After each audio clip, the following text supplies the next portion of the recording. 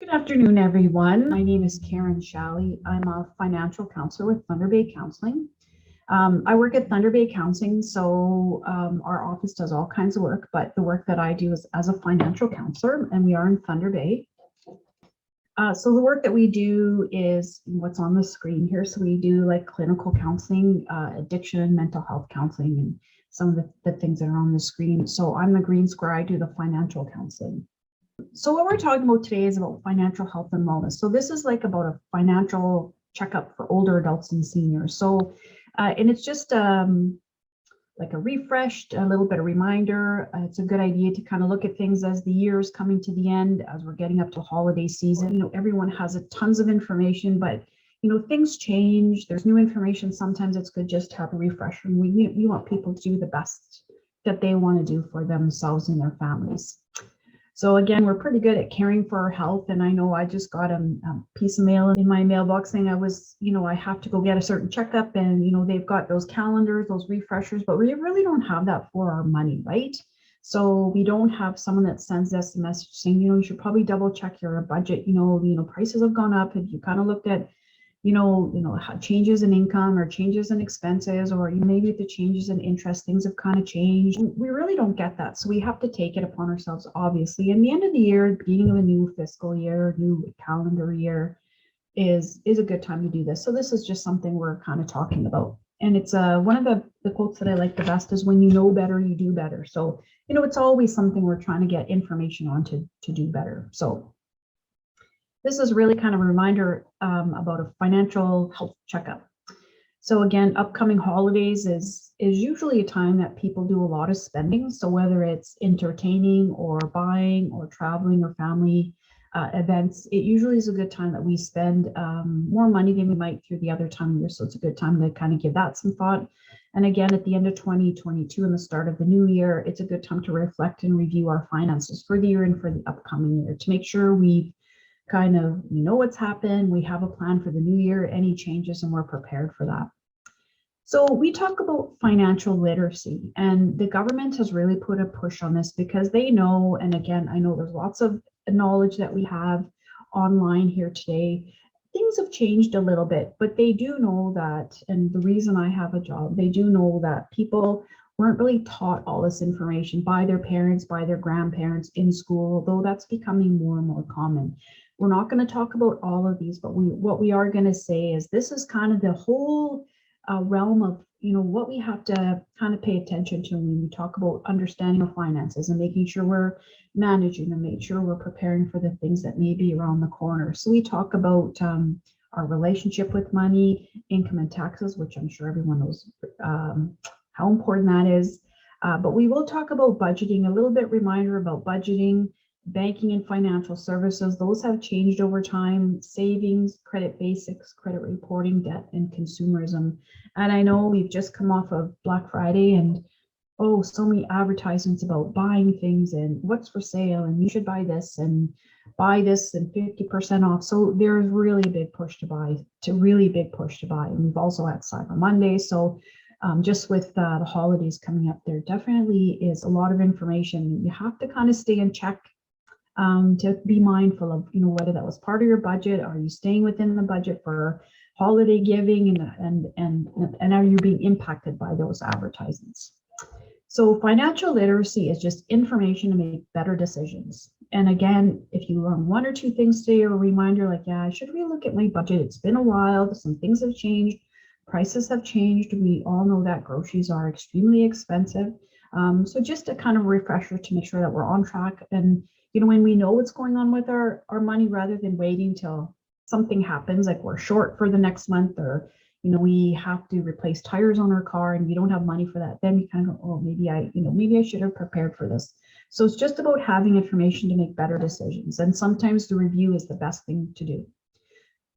So we're just going to give an overview of budgeting, and I'm sure that you all have done this in some way or another. But budgeting is really something that's empowering. It's where you make decisions about where you want your money to go. So this is about knowing all the money that's coming into your house, and that may or may not have changed over the last year or couple of years. And that would include pension or gifts or GST rebate or any benefits you may be getting from the government. Having that, knowing all that's coming in, even if it's like $50 every 3 months for the GST rebate, that all kind of matters. And to know all of your expenses. So some of the things are fixed, and we'll talk about that in a bit. Some of them are fixed, which means they're the same every month, right? Like your phone bill will be the same every month, your mortgage would be the same, your rent would be the same every month. But some things will vary, right? So that might be the amount of gas you put in your car, or how much you eat, or how much you go out, because that will change depending on how much you do it. But being knowledgeable of that, just knowing what that is. And part of that piece is writing it down. And some people like to do that, some people don't, but it is really useful to write down, even if you do it for a couple of months, just to see, what are my habits? Where is my money going? Just so you have that knowledge. And the main purpose is to live within your means. And I know we've heard that so many times. It's about spending less than you make, so you aren't overspending every month. That's probably the biggest piece of information that, and I'm sure, again, you probably have lots of stories about how you've done that and the best ways to do that, about spending money wisely, deciding what you want your money to do. So that may be a trip, that may be putting a roof on the house, that may be replacing the couch, that may be a family wedding that's coming up or something like that. So you're deciding where your money's going. Of course, obviously, after you pay your obligations. Preparing for financial emergencies. And I guess COVID was a good example for people who were still working and lost their jobs, or temporarily lost their jobs, or those who were impacted by the pandemic. All of a sudden, someone's regular income was interrupted, right? And a lot of people didn't have the ability to bridge the payment of the bills at that time. So the government stepped in, thank goodness, and started offering the CERB, so the relief benefit during that time. But that definitely had an impact on finances. And just developing good financial habits, which I'm sure there are a lot of good habits that you could share in this room. So, some things sound really simple, but I know when I work with clients, something we talk about is like reviewing utilities, including TV packages. I mean, there's so many different ways to get TV packages. Like there's different vendors that you can get services from. You can get things online, streaming packages. There's different cell phone providers, fees on banks, and different insurance. So there's a lot of different places that you can go for this. And it's a good time once in a while, and yearly basis is a good time when it's freezing cold. You can sit down with a hot cup of coffee in January and review things to think, do I need this TV? Am I watching all these channels? Am I listening to this this music streaming service? Do I need the cell phone package I get? Like, do I need 12 gigs? Do I need this many? Like, do I really need that? And just to review it, because it's an easy way to overspend, and it's also an easy way to save money. And insurance has kind of changed in the last couple of years. There's been some fluctuation with COVID. I know, kind of looking ahead to the new year, and this is like emergency planning and just planning, what might happen. Like, is your home or where you live going to need an influx of money? So do you need to replace a couch? Do you need to replace a sidewalk, or vehicle repairs, family wedding? And just to have a plan, just something to think forward to. And that's an emergency, is just like it sounds. Do you have the money for those? And I'm sure that we all have stories of things that have come up that we didn't plan for. And that's what we talked about our emergency fund, is just having that ability. If something comes up, our roof goes if we live in a home, or our car goes if we have a car, or maybe we need to travel for medical reasons or visit a family member. Just that kind of having a plan in place for things that, and first, if things like that happen, and really deciding where you want your money to go. If you come to see us and the service we provide, it's free and confidential, but what we do is sort of help with this. And sometimes you kind of get busy and you kind of lose your papers, but we help kind of walk you through this, and we have like a form that we go through. So we'll do an assessment. We'll say, like, what's going on, what are your goals, like what do you want, what do you want to happen with your finances now and in the future? What's your income, assets, expenses, and debt if you have some, like what's going on there? Are you able to make the payments? And then we look at a month. So we look at, what's going in and out of the house, where is your money going? And a lot of the times it's just an exercise, just to have that information. And we do talk about goals, and it's up to the clients we work with to decide what their goals are. So whether it's about, saving for a trip, or, I just want to, live within my means, or I just want to, I want to have $50 left over so I can go for lunch with my friends twice a month, or whatever it is. Like, those are the things that we kind of go through, and we just we can have a conversation. It's confidential, it's impartial. We don't sell anything, so we're not going to talk to you about some account to sign you up for. That's not the work we do here. So this is I know this may be really hard to see and we don't have to read it, but there's a bunch of different templates for budgets out there where you can just track it. But this is a place where you keep track of things like your employment income, if you're working, government assistance, government benefits, anything else you may be getting, and then all your expenses, and putting it in one spot. And this actually will do the calculations for you. It's a really simplistic tool, but it's something that's really useful. I love quotes, and this is one I love about budgeting. It's about telling your money where to go instead of wondering where it went. So it's about empowerment, right? About you deciding rather than at the end of the month, oh my God, I spent $100 and I'm $100 short. I don't really know where it went. But a budget is planning for the month and for the year and longer than that. So the steps, essentially, it's about getting ready, and part of that is staying organized, and some of us are better at that than others. But I do, when I'm talking to younger people, I say, like, keep track, get like an accordion folder, go spend $15 at Walmart or Staples. And so you put all the important stuff in there that you would need probably for taxes. And, if you're buying gifts that you want to return, so like all your tax information and your income and your utilities. If you're buying gifts, just in case something breaks, you can return it. So then when it's tax time, you just take that, plop it, and you have all that information. So that will have all your sources of income, that will have all your expenses, and then you just do the math, and that's something we can help with. So it's pretty simple. Your income minus expenses is what you have left over for the month. And obviously there's only two things that can happen. Either you have money left over or you don't. So, we try to work to make sure that there is money left over. And then there's some revision with budgets. Again, this is a simple kind of overview. I did mention this a little bit. There's two different kinds of expenses. There's fixed, which are the same every month, like your insurance, your tenant insurance, car insurance, house insurance, your phone bill, unless you go over. Usually, like if you have a TV plan, that will be the same. And variable will change every month. So, generally they would be the same. Groceries are generally the same. And like utilities, depends on your usage, but generally they're the same. But there are, just to have an understanding, there's two different kinds of expenses. So once we've spent some time on that, whether you want to do that with us or on your own, then we talk about the ABCs of budgeting, and that's analyzing, brainstorming, and changing. So, things aren't, you have a plan, or maybe the last couple of months haven't gone as you've wanted. We can look at reviewing it, which is analyzing, like, okay, where did the money go? What kind of happened? How can we do this? Coming up with ideas, which is the brainstorming, and then making changes. So do we need to spend less money? Do we need to look for new sources of income? Do we need to get a part-time job? Do we need to just kind of generate some ideas, right? So, one of the options are to make sure we're maximizing the government benefits and maximizing the income that we are getting. So one of the tools that has been created the last few years to help with that is the Benefit Wayfinder tool. And what it does is we work with clients, we include not too personal information, but your situation, like how many people live in the home, income, whether you're retired. And what it'll do is it'll generate a list of government programs and services that you're eligible for. So this is something you can do on your own. If you're not comfortable, phone us. There have been lots of agencies in town that have been trained on this as well. So something to keep in mind. And sometimes you just have to look to make sure that you're maximizing all the benefits that you're eligible for.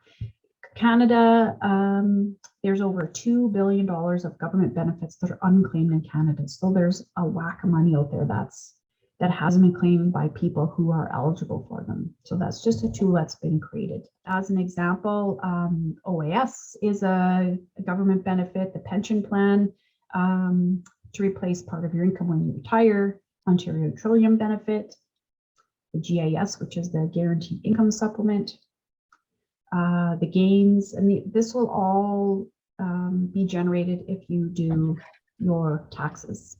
So with tax filing, there's also the Seniors Co-Payment Program, the Public Tax Credit, Homeowners Tax Credit, and some others you need to apply for. That's the Dental Care Program, Ontario Electricity Support Program. So that's to help with electricity charges if you're considered a lower income, and there's guidelines online. The city of Thunder Bay also has some financial assistance and water discounts. So this is something that won't be on the Benefit Wayfinder. The Benefit Wayfinder sticks with government, like federal and Ontario programs, right? Connecting Families is also a program that helps with to receive internet service for a month if you're considered on a low income. And so people that are eligible should get a letter for that. So we talked about the benefits that are available if you file taxes. So, I mean, I'm sure that everyone's familiar with taxes. If you file your taxes on your own, or if you get someone to do that for you, there are a couple of resources available that are free. Lakehead Social Planning Council will do the taxes for you if you're below the income that's on the screen, which is $35,000 for single or $45,000 for couple. Our organization also has a self-filing program, which means we help you work through the process. I mean, it's a really good idea to know about filing taxes, what you can deduct, because there's medical expenses, certain things like that. So it's something that we just want to encourage people to file their taxes, especially if you're an older adult or senior, because there's so many benefits that you need to file taxes for. Okay. Quick overview there, but want to try and get through a little bit of everything here. We want to make sure people are, kind of looking at what do I really need with my bank account? What kinds of services do I need? And what's out there? Maybe it's time I need to reevaluate the kind of bank account I have. Like maybe you do not need a checking account and maybe you're paying for that. Maybe it's only a few dollars a month, but maybe that's your coffee money for the week. So just we kind of remind people to make sure you're getting what you need, that you're approaching the appropriate agency for the financial services that you need, and making sure you have a bank account. Direct deposit is always an easier way to kind of keep track of things, making sure that your checks get directly deposited. And if you need any financial services to sort of build a relationship with your banker, or if you haven't done that already. So it's just about kind of knowing the information as things change and being able to compare products and services and choose what's best for you. And again, it's Financial Literacy Month. Well, the last day Financial Literacy Month is November. So this is really kind of a piece of that, just sharing some information. I mean, there are some alternative financial services to our regular banks and credit unions. We like to caution people with the use here. But these tend to have a higher user fee or interest rate for clients. And that's why planning is really important, because we really try to encourage people to use the best option for them, which is often the least expensive. The places that are listed on the screen would be more expensive than your bank or your credit union. Payday loans, rapid refund tax services would take a higher portion of your tax rebate as a part of for that kind of service. Check cashing outlets will also take a higher portion of your check in order for you to kind of access that. So, it's something we can discuss one-on-one, but just something we like to share, and just be a little cautious and careful of the services that you use. Saving, well, we're always trying to save money, but this is kind of linked with our emergency fund, a little bit of the planning we talked about earlier, and the review of your finances for the year. Checking the time here, 26 after here.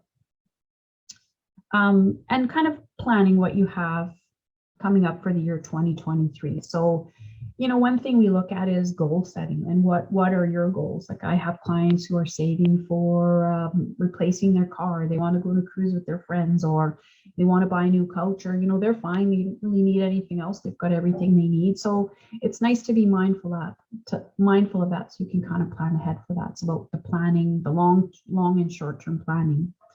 So when we talk about goal setting, and you can take this as serious, or just kind of talk about the idea, but setting a goal rather than saying, okay, I have to save money without specifics, it's a little harder to achieve that goal. So we talk about setting goals because it gives you focus, it helps you measure progress, it gives you motivation. And if we want to save over a period of time, like if we need to save $200, maybe that's going to take us 4 months to save. So sometimes we need to do some planning ahead. So we use what's called SMART goals. Maybe you have used this before or not, but it's an acronym. And when we're talking about a goal, whether it's about doing our budget, saving money, paying off debt, almost anything in our life. Maybe we want to get a little more fit or we want to eat better. We use the SMART goals, the acronym, because for the goal to be the most useful and to be the most helpful, we want it to be specific. So money can be specific and can be a dollar amount. Money is definitely measurable because money is an amount. Achievable, well, let's just say if I say I want to go on a cruise next month, then it's going to cost me $10,000. Well, is that even achievable? Like, can I do that? Otherwise, that's not going to be a good route to take. So we want to test it against these pieces here. Is it realistic? So achievable and realistic are kind of similar. Like realistic might be, can I go to the moon next month? Well, it's not really realistic because I won't be getting on a rocket ship to the moon.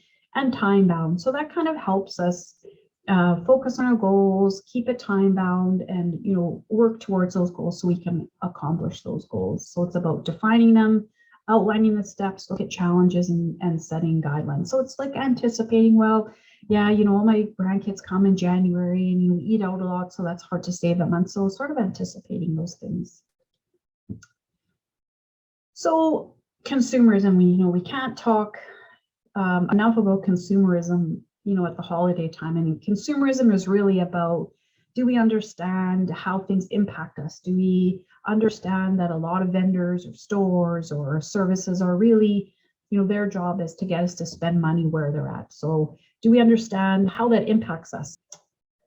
We get advertisements that pop up on social media, if you're on social media or on the internet. So do we know how we spend money, and do we understand how stores do things or how vendors do things, or we're even a consumer of our bank, right? Like we are a client of the bank. So do we understand our role there? And, an example I use, because it's probably the easiest one to explain, is in a grocery store. Do we understand how a grocery store is set up? Because it's set up for you to spend more money than you intended to spend. And that's fine, that's their business. But do you kind of understand, do you get impacted by that? Or if there's something new, do you have to buy it full price? Or do you understand sales? Or, just to make sure that you are gaining or giving yourself enough information so you're spending your money wisely. So here are some things really easy to find around this time. Black Friday again, that was just Friday, whether, it is a good time to buy things. We have a picture of a Christmas tree piled 2/3 high with gifts, like obviously lots of purchasing there. On the bottom left says, everyone repeat after me, just because it's on sale doesn't mean you need it. So also thinking about needs versus wants, like one of the images here is about that you want, but do you actually need it? So if there's a sweater on sale, do you actually need it, or do you just really want it? Which is okay, but sometimes it's good to kind of go through that. So this kind of links a few things too. This links about saving, goals, budgeting, and also being a consumer. And we're all buying food. But as a consumer, this gives you information to do better at the grocery store. And I would say probably all of us are going there. And I know it's just so expensive at the grocery store, but some things to keep in mind is making a shopping list and sticking to it. So the statistics show that on average, if you go into the store, 2/3 of what we spend, if we don't have a list, we had no intention of buying, which means if you don't go with a list, you're going to overspend. Knowing prices, because I was comparing at lunchtime, I need to buy some baking supplies, so is it cheaper to go to this store, this store, this store, the bulk zone? Comparing unit prices, because not everything is packaged the same. Toilet paper is an example. I know for me, like trying to read those numbers, if you've done that before, first, toilet paper is often really low. You have to get in your hands and knees. The numbers are really small, but because every packaging isn't always the same, so you look at is like per roll. I can't remember how but it gives you the ability to compare different packaging. So on food, it might be per milliliter or per ounce. So it gives you the ability to compare different products. Buying things on sales, knowing store policies, whether they're price matched, you don't have to run around to different stores. Obviously, if we get a pre-made meal, most of the time that will cost extra, not always, just to kind of be mindful of that. And then if we buy food and we throw it out, we haven't saved any money. So, as you clean out your fridge or whatever your routine is there, I try to do mine the day before garbage day. And if I'm buying something on sale but throwing it out, I haven't saved any money there. So it's just something to be mindful of. So unfortunately, something that we need to be aware of is frauds and scams. And again, some information does help us make better decisions. And hopefully the information we share will help you or help a friend or help a family member. There's a lot of fraud. It's unfortunately, and the impact of fraud is, what I've got shown on the screen here. Loss to fraud as of October 31st is $420 million in Canada, which is crazy. But there is an anti-fraud government agency, and so as of October 31st, they've recovered $2.4 million. So I mean, there is help available there. So we were talking about a few resources. So scam is a confidence game, swindle or other fraudulent scheme, especially for making a quick profit.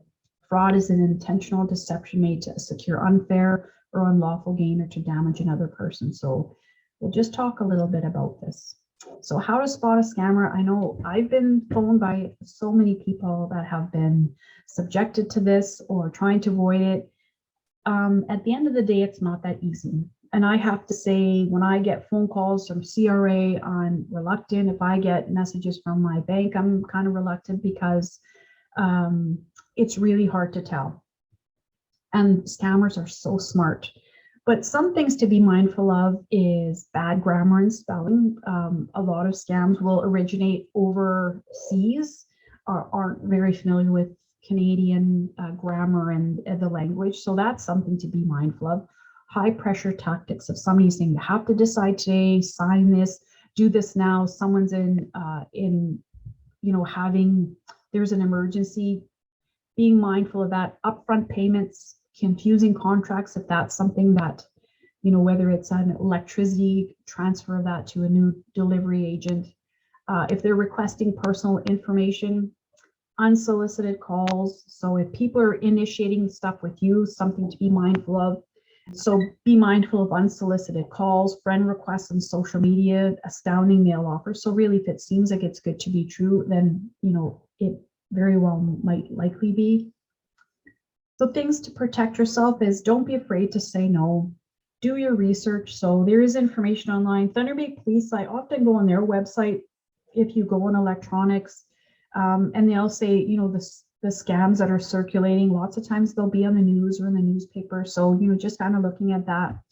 Don't give out personal information, keep that safe. So whether it's PIN numbers, where your bank accounts are, codes, your bank card, your credit card, that sort of thing. Being aware of upfront fees, protecting your computer, PIN code. So putting like protective things on that, your cell phone if you have one. Being careful who you share images with, because there's a grandparent scam, so someone can easily grab a picture of your family on social media if you don't have the security on there the right way. Protecting online accounts, maybe talking to a trusted friend or family member, right? So having someone you're able to discuss those things with, so you can kind of bounce those ideas off. And then keeping notes of money you give away, whether it was a gift or a loan, so that's something that you can keep track of. Common scams, COVID, there was a lot of scams that went around. Grandparent scam, one that went around not long ago was calling and in a panic that the grandchild was in trouble and they didn't want their parents to know. Could you please wire this money? Grandparents, just didn't want the kids to get in trouble. They wanted to help them, and people were sending money. The CRA messaging that you owe the money, you have to send gift cards, which is not appropriate. Lottery scams, you won all this money, but you have to send us money first to get your money. Romance scams, I know I've got a fair amount of clients that have lost a fair amount of money to that. Credit repair scams and loan schemes. So, maybe life has been that you've had to incur some loans that you really didn't plan on, and some agencies have approached you to sort of eliminate or help with that, and they're really not credible. These resources will be available, but with regards to CRA, some things CRA will never do, and this is probably something to look into.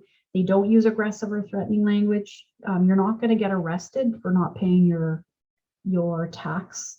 They're not going to ask payments in iTunes or Home Depot gift cards. It's not the way they do it. And just to know how they collect their money, CRA will never ask for financial information.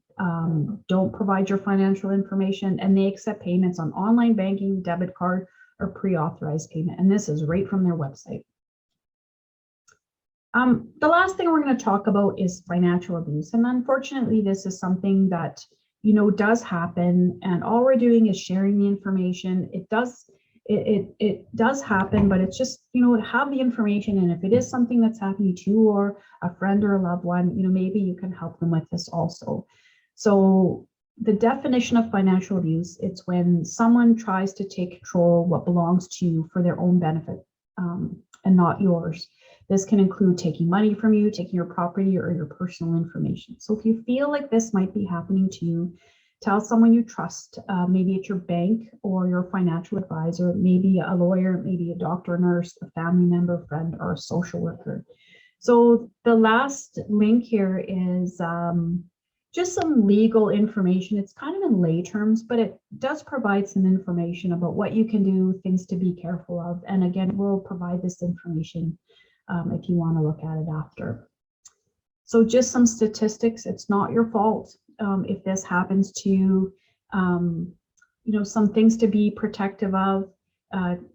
Just try to make sure that this doesn't happen to you. It's just keeping things private, keeping notes, having a power of attorney. So as you get older, maybe you have someone that helps you with that you trust, and just being careful of things. And who can you call if you feel this might be happening? Local police, or we have an anti-fraud center, which is really great at dealing with this sort of information. And there are resources online. But I just wanted to give you a little bit of information about Thunder Bay Counselling. I know it's a busy time of year, but we have walk-in counseling. The dates and times are on the bottom. So 3 days a week, the times that they're available. You call the number, which is 700-0090. And what it does is it gives you access to one session of counseling. This is not financial counseling. This is just regular clinical counseling. If you just need someone to talk to and it's free and it's a one-time session, this is online and we can give you this after. This is a little bit about walk-in counseling. But I wanted to share a little bit about what Thunder Bay Counselling does as well. So all the topics that we talk about, really what we want to do is share information to help you make better decisions, or just so you have that information so you can make better decisions for yourself or for maybe a family member or a friend. So again, financial literacy is having the knowledge, skills, and confidence to make responsible financial decisions. And again, it's coming up to the holiday season. There's lots going on. The new year, it's a good time to kind of reflect and refresh to see if your finances are where they want them to be. So we provide free, no-cost services. They're confidential. We can do them over the phone, Zoom, in person. You can reach us at the numbers here, our receptionist or me directly, or through our website. And here is our contact information.